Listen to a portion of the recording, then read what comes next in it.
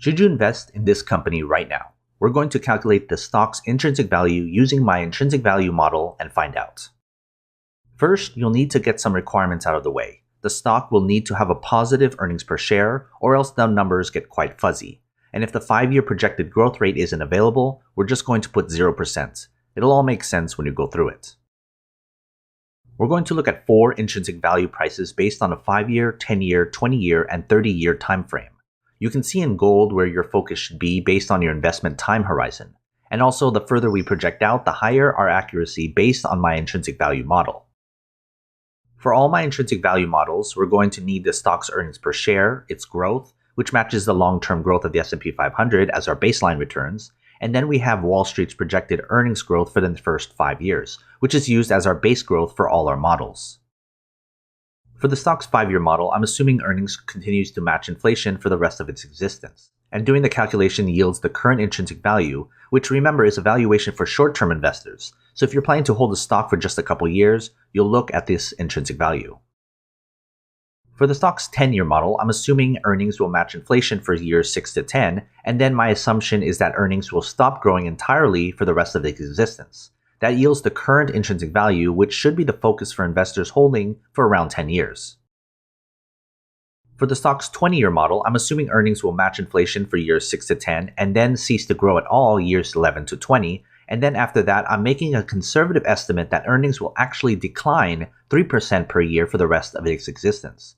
That yields the current intrinsic value, which should be the focus for midlife professionals who have about 20 years left in their investing lifetime. Before we continue, join my Patreon. You'll get access to every company I've analyzed, good for short-term and long-term investors. It's updated all the time. Go to patreon.com/GrowthShares or click on the link in the description. And for the stock's 30-year model, same assumptions for the first 30 years, but then after that, I assume earnings will accelerate its decline to 5% per year after that until the end of time, or when the company ceases to exist, whichever comes first. This yields the current intrinsic value for very long-term investors who have a majority of their life to invest.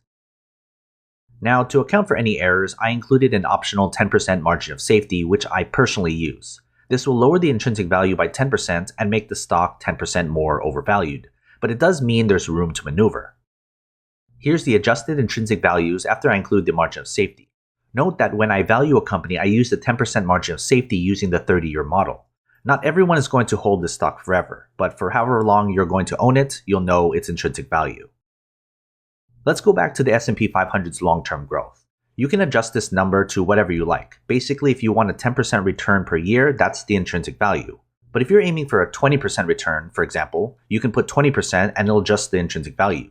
You can see here that it makes the stock more overvalued. If you're looking for higher returns, you'll need to pay a lot less. Keep that in mind, but I like to keep it at 10%. You know the stock's intrinsic value, but an undervalued stock doesn't necessarily mean it's a good investment. And an overvalued stock doesn't mean it's a bad investment. I have a series of videos that look at the entire company, from its business to its stock, and puts it all together to tell us whether we should buy or not. Go check it out.